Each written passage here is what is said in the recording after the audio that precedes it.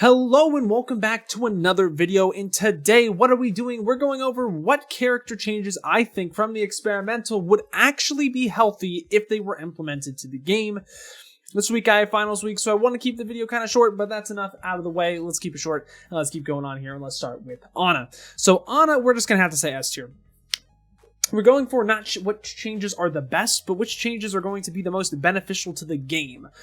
This change makes Ana pretty much a little bit more viable, and it makes her play to her strengths a little bit more. And if you are better at the game and you're more skillful, it kind of makes up for your weaknesses as Ana, which is the lack of mobility, because now you have some more self-sufficiency.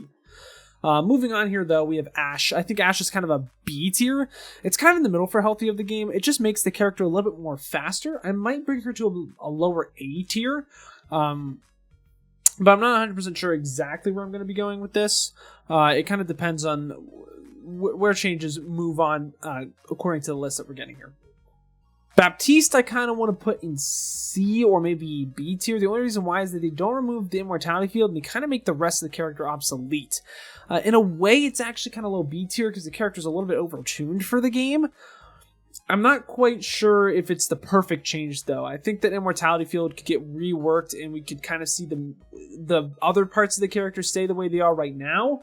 But I think it's kind of in the middle in terms of where it is health-wise for the game. Now, Bastion, D tier. They need to do something more with Bastion, which they are doing soon with the rework.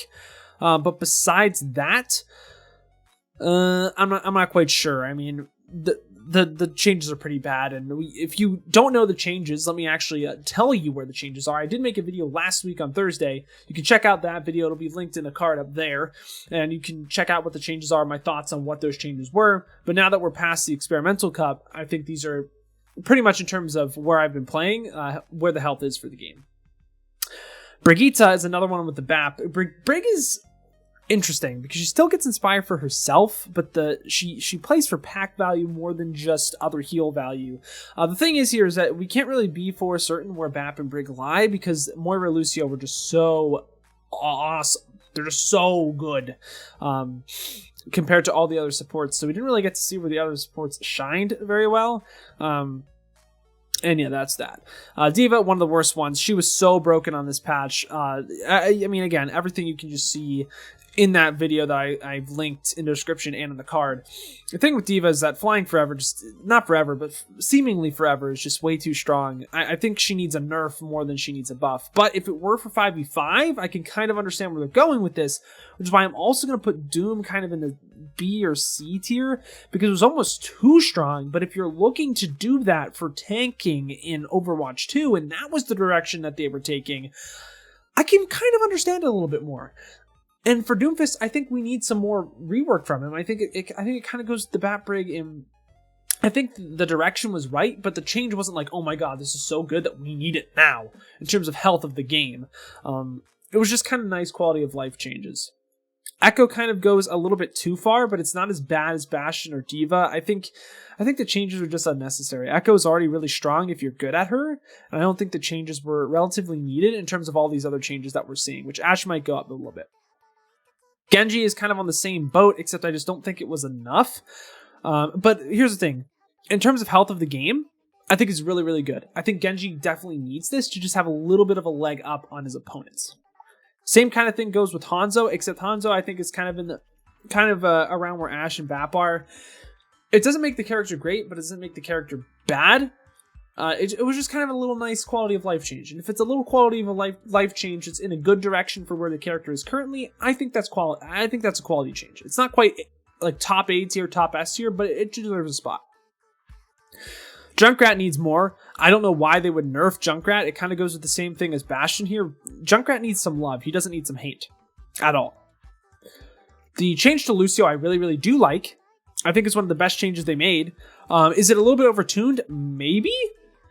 It might be a little bit overtuned, but you also have to understand how powerful Transcendence and Brigitta's changes, how powerful those ultimates have been with Zenyatta and Inspire and Transcendence.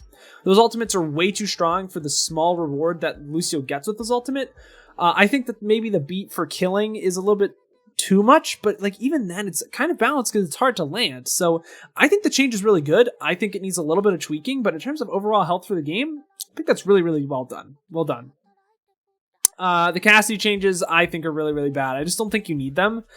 I think you need them in the sense that Diva's change is big, but I don't think it's healthy for a 6v6 environment. But we're going to argue something else at the end of the video once I'm done recording.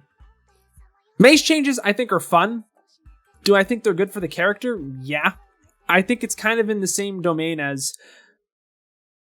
Was it needed? No, but it was kind of fun. It was more of a fun change. Would it be healthy for the game? I think it'd be nice for the game. But it's hard to really say amongst all the other stuff that changed. Mercy's changes, very, very, very, very, very good. I didn't get to experiment with them a lot, so maybe I bring it top A tier. I think it's good and healthy for the game in the sense that it makes Mercy players think more for more value. I think the numbers need tweaked a little bit more so it gets even more value than just base. But I think this is a really good change for Mercy, and it makes me like happy that Mercy is the changes that she's getting, because the changes that she's gotten in the past just are very flat. They're not dynamic in the sense that they're making the person play harder or learn more about the character. Like, I want to see the best Mercy shine. I don't want them all to be kind of like, oh, it's a Mercy streamer, I can learn Mercy from them. That's no hate to Mercy players. I just know that all of the top Mercy streamers are very good Mercy players and will pick up on these techs very fast, and I like to see that. I want it to be more than movement and ultimate tracking. I want it to be mechanical as well. Moira's changes, I think, are interesting. In terms of healthy for the game, I'm not quite sure. I think you can kind of keep her where she is. Maybe you give the cleansing fade thing a go. I think it was a little bit overkill. I think Bap's changes are a little bit more... Like, the thing is right now is that Bap is just too strong. So that change is good. I just think it was in the wrong direction, hence the reason why it's B tier. I think Moira does take... It was a nice change to see Moira being better. I just don't know... I don't know really what to do with that. Arisa, another one of those characters that I'm not quite sure where I want to put it. I think the changes kind of kill the character more than they help her. So in terms of health, well, that's not true. It's just a different take on this character. So I mean, I'm gonna give it again middle B tier, and you're gonna see a lot of characters there. It needs a little bit more looking at, but it's a good direction because it's taking away from double shield, which Sigma I'm also gonna put here. I think the changes are actually really, really good for this character. But the thing that you have to understand is that he still has to have his shield. And I understand it was a meme patch. If he still has a shield, it's good. But all things considered, I'm just going to have to put him with Arisa because the entire concept of removing double shield was very well done by Flats. And I just wanted to put that out there. Pharah's changes, there's almost no positive or negative here. I think the you could add these quality of life changes now, and I would be totally fine with it, and I'd be okay with seeing more Pharah. Same kind of thing goes with Reaper here. I think the Reaper changes are really healthy for the game and makes Reaper a more dynamic character and makes him just better overall. Reinhardt, I think, was a bit overtuned, but that kind of goes with Doomfist here. I think it was in the right direction, and if you're looking at tanks in terms of an Overwatch 2 standpoint, I think that is good. Roadhog kind of goes with the same idea here. He's not doing as much damage on... I'm actually going to put him a little bit higher. He's not doing as much damage on his own, but he's doing more if you're hooking a lot more. So it makes him more of a high-risk, high-reward character, which is kind of what he's supposed to be. Soldier's changes, I mean, they're a little bit underwhelming, but by no means is it bad. The character needs a little bit of love right now.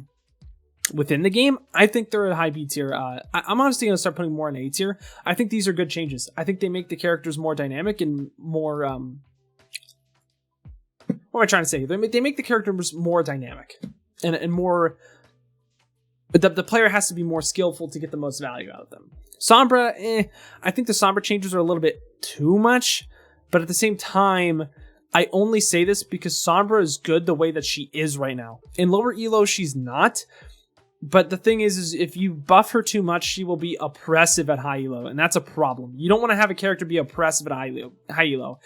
There should be ways to make the character better at low elo, but I'm not quite sure where that is, and I don't like the direction that we took with that. But it is kind of imminent because, you know, the hack's going to do more damage, yada, yada, yada. Symmetric changes are interesting. I think they make the character okay. I don't think they make the character busted by any means. And, I mean, it's okay for the game health-wise. The big healthy changes are you're going to be seeing in SNA. Torb, here's the thing.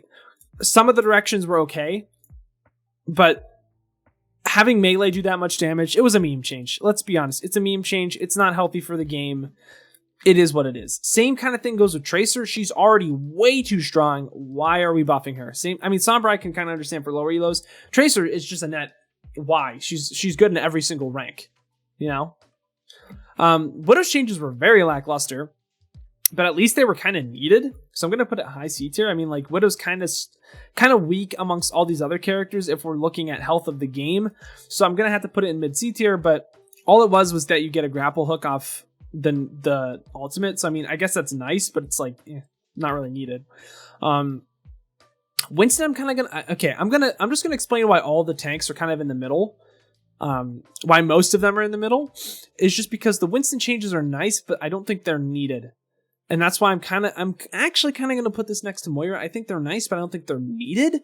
The big changes that were needed were the Bap nerfs, the Brig nerfs, and just the overall fine-tuning at the highest level. I don't think the Winston or Diva changes are exactly needed for health of the game. I think they're fun. I don't think they're needed for health of the game in the long term. So, I mean, that's what we're looking at here. Hammond, I think, are fantastic changes. Reason being... Hold on, drop something. Reason being, it allows him to aggress faster and engage quickly with his team, but get less out of every engagement. That is very, very strong in my opinion, because it makes the ball have to be more dynamic.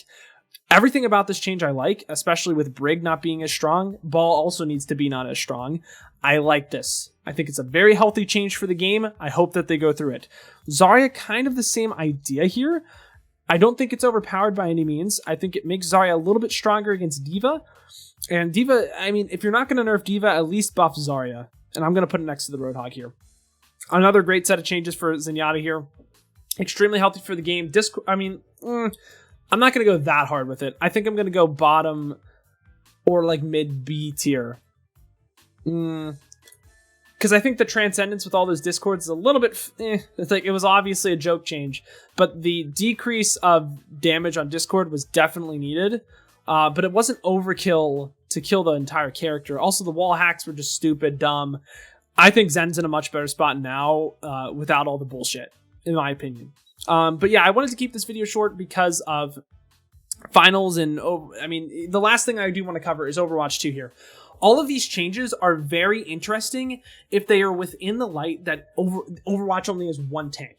If there are two tanks, this is kind of what the synergy tier list is, or not synergy, the health tier list is based off of here. Some of the changes were just outrageous. Some of the changes were perfect in terms of Ball and Zarya. I mean, they're perfect.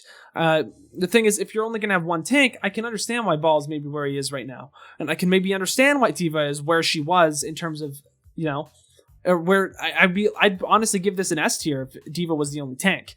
Thing is, that's not what we had. So the tank changes you have to kind of take with a grain of salt here, because you don't know if the streamer's intention and the dev's intentions were, hey, let's try to get changes for Overwatch 2.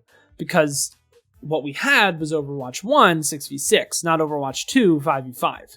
So you have to keep that in mind, because you also look at Doomfist, which had some pretty crazy changes. It made him very, very strong.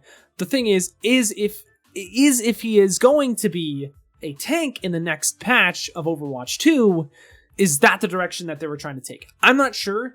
That's just something that you have to discuss. In that sense, you might want to disregard some of the changes that we made here, but it wasn't consistent enough, and that's why we haven't put a lot of tanks in S tier, only Ball here.